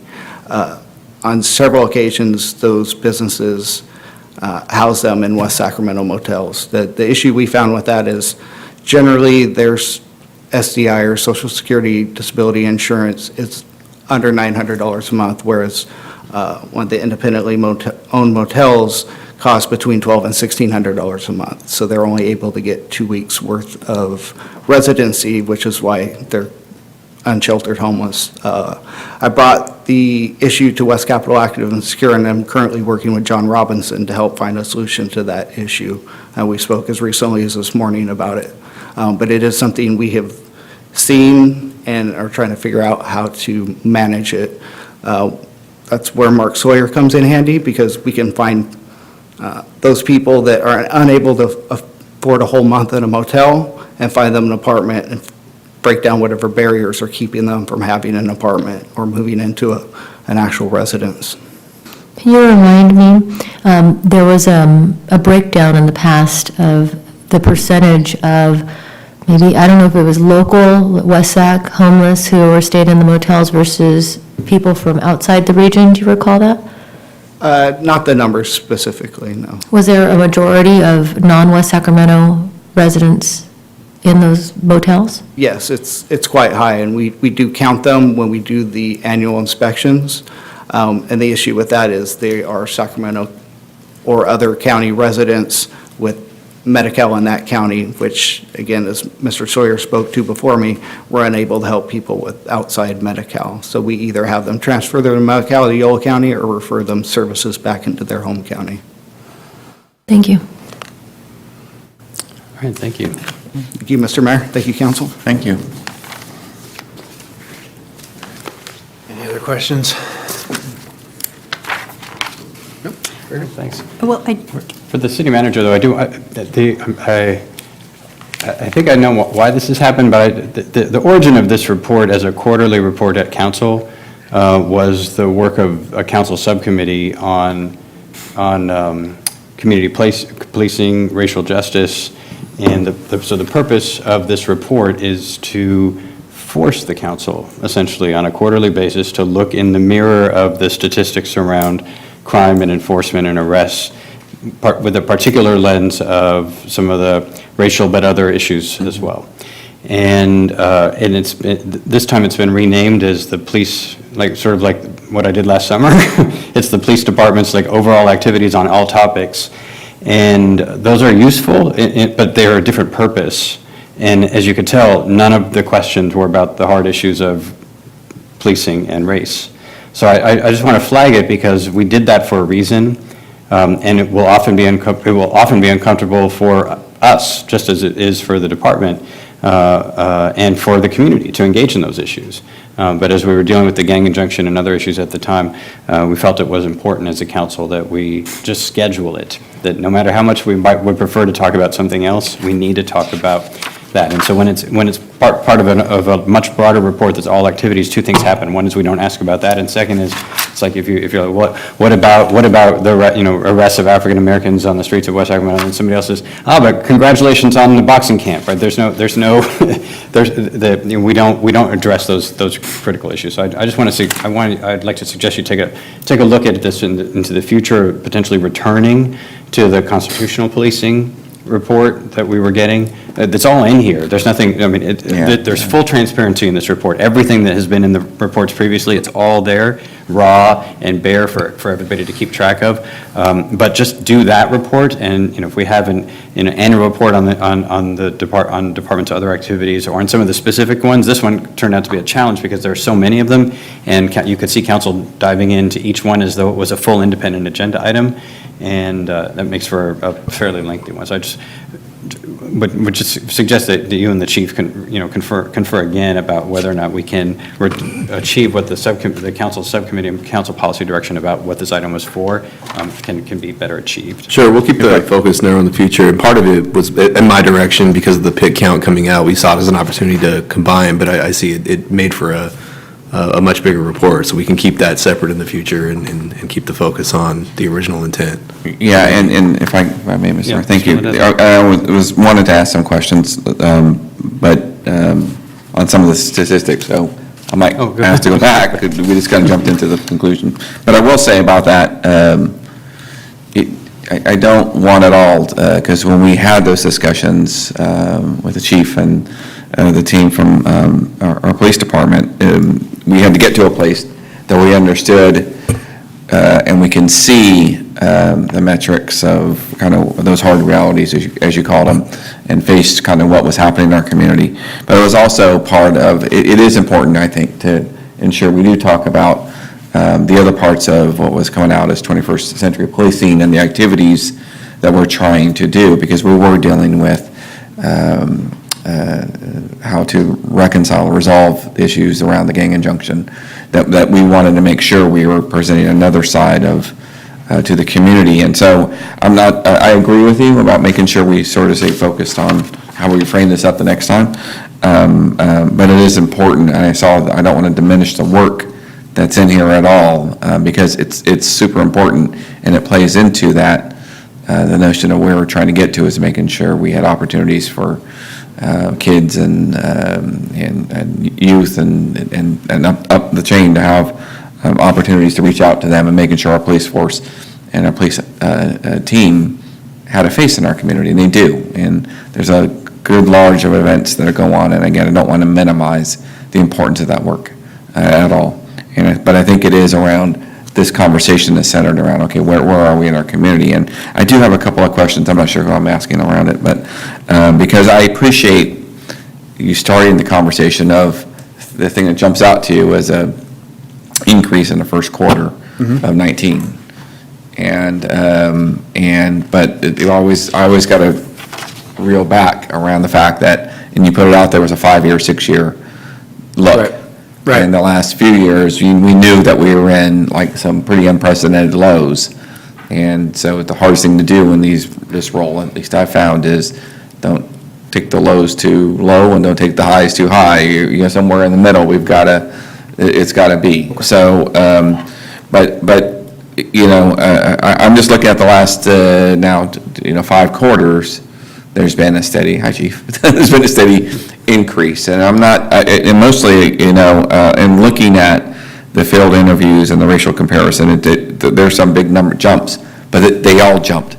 And I think, so it kind of leads to, is there anything alarming to you in that jump for just 1 quarter? It was, looking at the field interviews, quarterly, average by year, and so on, was there something that occurred? Is this an anomaly of just 1 quarter, or what am I seeing?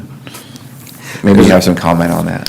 First thing, for those who don't know me, Tom McDonald, Chief of Police, thank you for addressing us. This is an interesting report, actually. It's an amalgamation of quarter 4 of 2018, kind of an end of year kind of a look. Then we also moved into quarter 1 of 19 and trying to put that whole thing together. And so there's a couple of things I'd like to peel apart a little bit very quickly. The first thing is that there was a conversation. The title of that report was 21st Century Policing, which was tied particularly to a report that came out under the Obama administration some years back. And it was great. It was a good direction for all of us in law enforcement across the country, not the least of which is West Sacramento. And so that report was really, the name of that report was mirrored after that. The thought basically was that it's not just about 21st century policing, it's really moving forward. And so the name of it is something that, I don't know if that was such a great idea to change the name, but the point idea of this was to keep pace with current ideas and technologies and things like that. And so we didn't want to be constrained by a name. But nevertheless, let me talk about crime to begin with. The first thing is that, we did have a decrease in crime over 16 and 17, which we thought was good. It was a good trend in that direction, and that was good. And so we're happy about that. In 18, we started looking at some numbers that were pretty frustrating to us because, quite frankly, we had difficulty looking for patterns, actionable patterns, things that we could work on. Much of the crime drivers, particularly, for instance, in violent crime, were for things like domestic violence, which are not repressible. Other issues that we were dealing with were larceny, thefts, and things like that. Well, what is that? A lot of that is things like shoplifting and things like that, and and those are very difficult for us to really suppress. So we work with, in that particular capacity, we work with things, various major chains, and trying to work in the way in which they address shoplifting and shoplifting that may have turned into burglaries. And anyway, we're trying all the different remedies to try to adjust what was really a smoky kind of a pattern of criminality that we were seeing in the city, which is hard to address, and it's frustrating for us. You juxtapose that with 2019, and we have now, I believe it's a 25% decrease in violent crime, and actually, I believe it's 8% decrease in property crime. So those numbers are shifting. First thing I would like to say, it's in quarter one, so now what we're comparing to is the end of last year.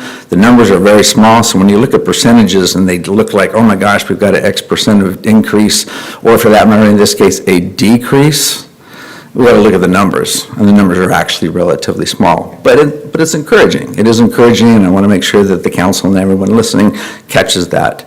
With that said, what are the decreases? We had a significant decrease in robberies. That's a good thing. That's a very good thing. We located a pattern of burglaries that we were able to address with some really innovative investigative techniques, and we experienced some really great great numbers in that regard. So when we see things that we can address, we're Johnny on the spot, and we're able to take advantage of those. So, it's early in 19. I don't really want to, get too much into the projections of 19 right now, but it's encouraging. It's encouraging, and now, was it May 1st? So far the numbers look pretty good. When we look at the activities of the officers that you spoke to, quite frankly, what we did, and it was interesting, was at my direction, and ultimately what we did is we challenged our officers. We challenged the officers to really get out and to not be aggressive, but do police work. And with that, you'll see an increase in everything across the board, everything from citations to, like you said, FIs. It was actually a very remarkable response from a group of individuals that I stand firmly behind, and I am very proud of, that they've done a great job. So I like to see the productivity, or I hate that term productivity because it's not about production, it's about effectiveness. But when I see my officers engaging and doing so appropriately and reasonably and within policy and everything that we want them to do, that's a sign of a healthy department. So you're seeing some greater activity in this quarter of this year. And thank you, Chief, because it explains why field interviews had shown up. It wasn't a reactive thing. You actually had asked officers to engage, which gets back to, for me, looking at kind of the racial breakdown of those didn't change either by way of percentage of totals. That's correct. And so that would have been alarming if you would have saw one or two of those kind of jump up and the other ones not, but they all just evenly just sort of went up. And it's just something that, again, this is the purpose of it, so we could have these conversations and ensure that we are, and we understand what direction that you and the officers are taking, and we understand there's challenges in our community you guys are responding to. Just these are what these conversations are supposed to do, so we have an understanding of it. We can make sure we all kind of are on the same page about how we're going about our business and facing our community, and we're doing it in an equitable way. So I appreciate your feedback. It does add some color. I agree. I'm not going to be look at some of the, like I said, the last year and scratch my head about what happened. It was more so the 2 years before that. So again, I'm trying not to react overly to small sample sizes of one quarter, and 1 year, but it is just something I want to get your take on it. Yeah. I don't mean to belabor this, but I do want to, I don't speak to the council very often, so I take a moment here. The numbers are the numbers, and so we don't do anything but try to be very accurate in those numbers and then conduct an analysis. You don't see me jumping on top of the table when the numbers are down, nor am I going to jump under the table when the numbers go up. We just need to look at it and figure out what it is that we're doing and how we're going about it. So the numbers are encouraging right now for 2019, and time will tell.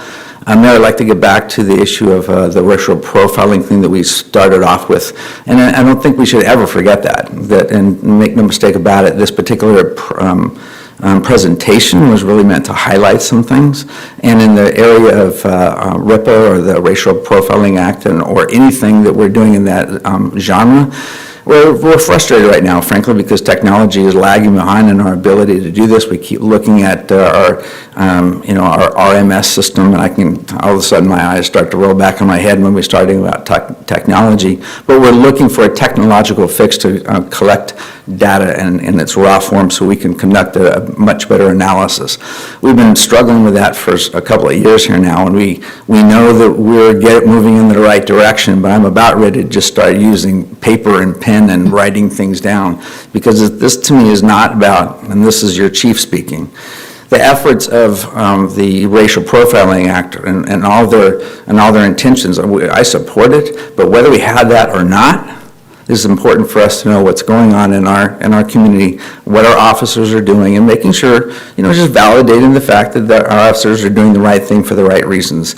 I feel confident that's the case, but it's incumbent upon me as your chief to not just have confidence in it, but actually to verify. And so we're working in that area, but I do want to rush to say that we're struggling in those areas, and the numbers that we have doesn't really paint a clear picture for us, but this is something we're pursuing aggressively.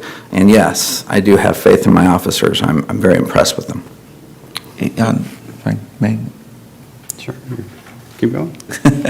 On the technology side, is there, because in reading through, it sounds like something was started or technology was, I'm trying to recall now, without thumbing through the report, it sounded like there was a solution and may not have. Not necessarily.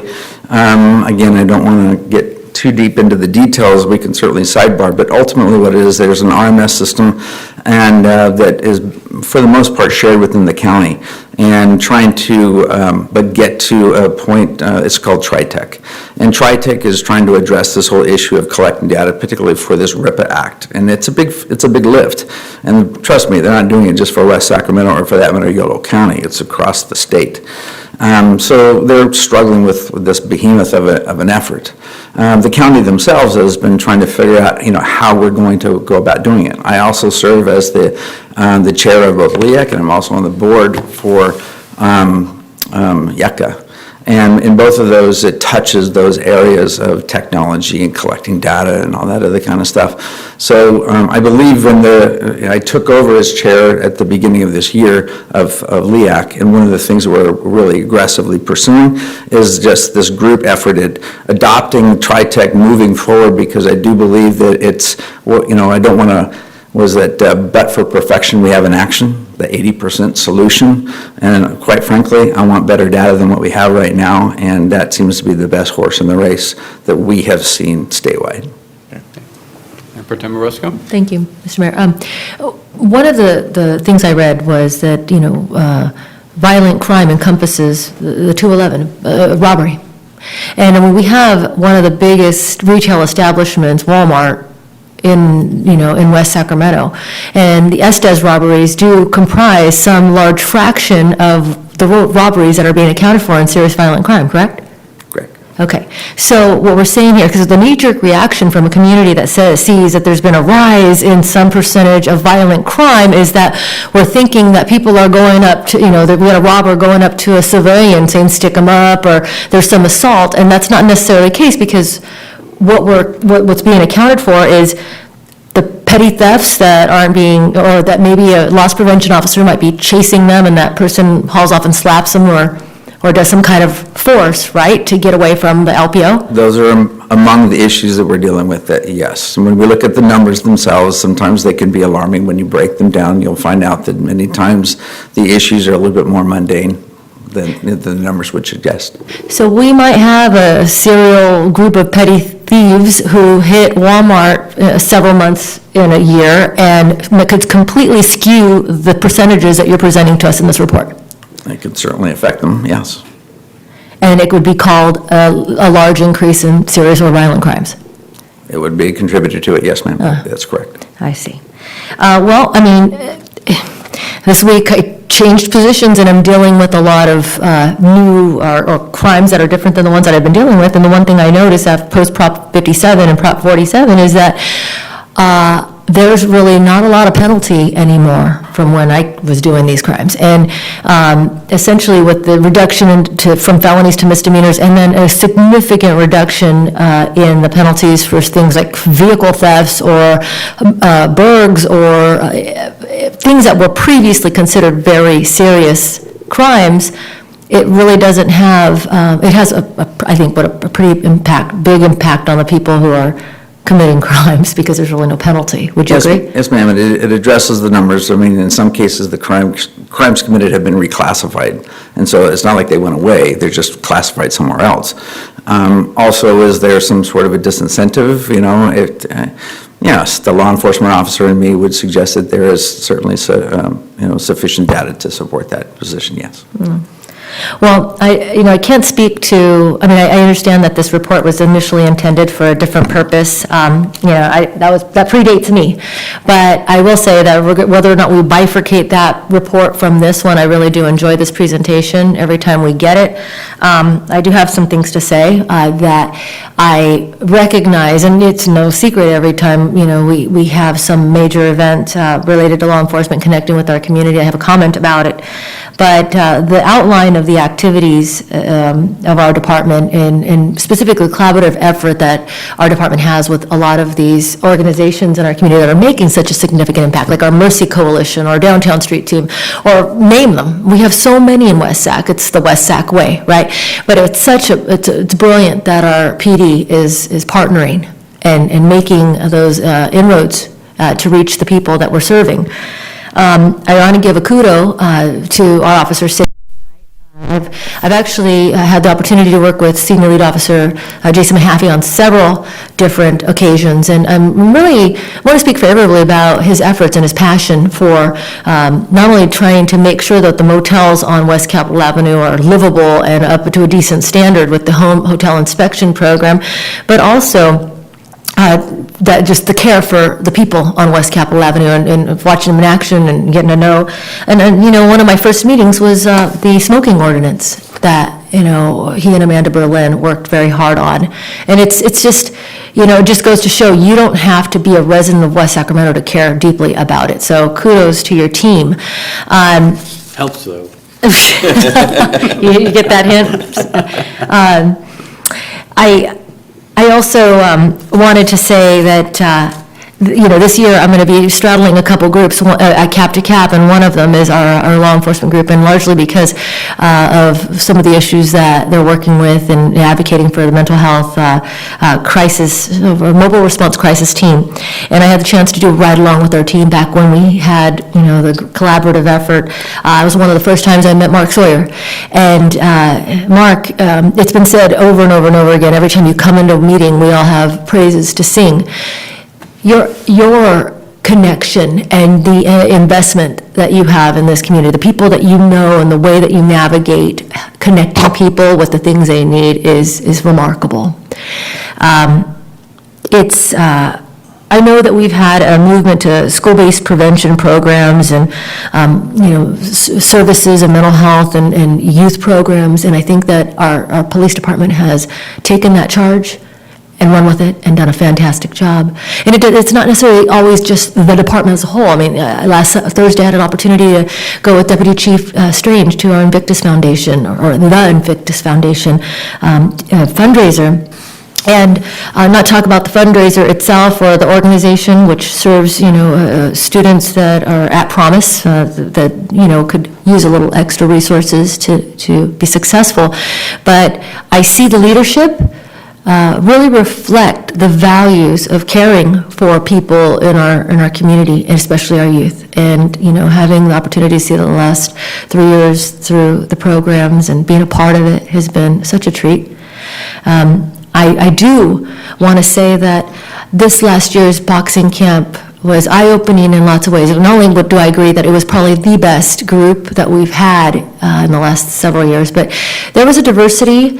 I would say that most of the kids were children of color, but the girls, I liked seeing that there was a higher proportion of girls, or at least it seemed that there was, and I'd like to see that. I think women officers and women of color officers are highly underrepresented, and I'd like to see West Sacramento really reflect our demographics, not to discount the great contributions of our non-female or our officers of color, but really recruiting from that pool that are going to that boxing camp, and I think we're on our way, because those kids are making connections with the officers, and I hope that they'll take those connections and decide to replicate them and take leadership positions in the future. So anyhow, just wrap that up by saying I'm a big fan, big support, and thank you so much for bringing this all to our attention and doing what you do. Councilmember Guerrero. Oh, thank you, Mr. Mayor. I just want to add that, what I've read here, but what I do know that you have all done in the community is so much more. And bringing to your attention just concerns from residents about what they've experienced versus what the reality is, and your work that you have done to reach out to the community and try to establish a relationship, listening to their concerns. That's not something you can write, based on a contact on a field interview. It's what you're doing, and then it's what you're doing on a daily basis. And I've been in touch with your, police officers, just finding out what they're doing, where they've been, where they've grown up, and the ones that have grown up here are very passionate about their reinvestment back in the community, and there are some really good role models in your police department, and those that are, growing into addressing, other, conditions that we are experiencing here in the community, and just seeing that you, as a chief, are a great leader, and you have made a huge difference these last few years, and I just want to, commend the work you've done, and bringing your expertise, your knowledge, trying to continue to help us understand what we can do as a city council to support you, and to make sure that we are understanding well what your needs are. And I want to also, commend the relationship you have with fire, because sometimes in cities that I've seen, those relationships, are somewhat fractured. But here, I see that relationship really tight, seeing that you both have to work together, and you both achieve the excellence that we are experiencing in our community. I just want to say that I commend you all for the work you're doing. Thank you. Thank you, ma'am. All right. Councilmember Sandine? I'll join the chorus here. And I know that the report was different than we've had in the past, but I actually, for me, I appreciate seeing the whole system and what additional things you're leading and we're doing in the city. And for me, again, joining the chorus, I think the community outreach, the in-person work that's being done, the youth programming, and then an additional thing, I think social media and the responsiveness, because it's a hard thing to manage, but I think in the world of policing, it's gaining data, but also handling situations. And I want to commend you in using the Zen City data and sharing that with us. So again, I know this is a little different than what we've seen in the past and maybe what we'll see in the future, but I appreciated having this holistic view of the work. This particular report, thank you for your observations. I don't mean to interrupt, but first thing I'd like to say, thank you for your observations. What I mean by that is because it's intentional. We're doing this with a purpose, and so I'm glad that you are recognizing that.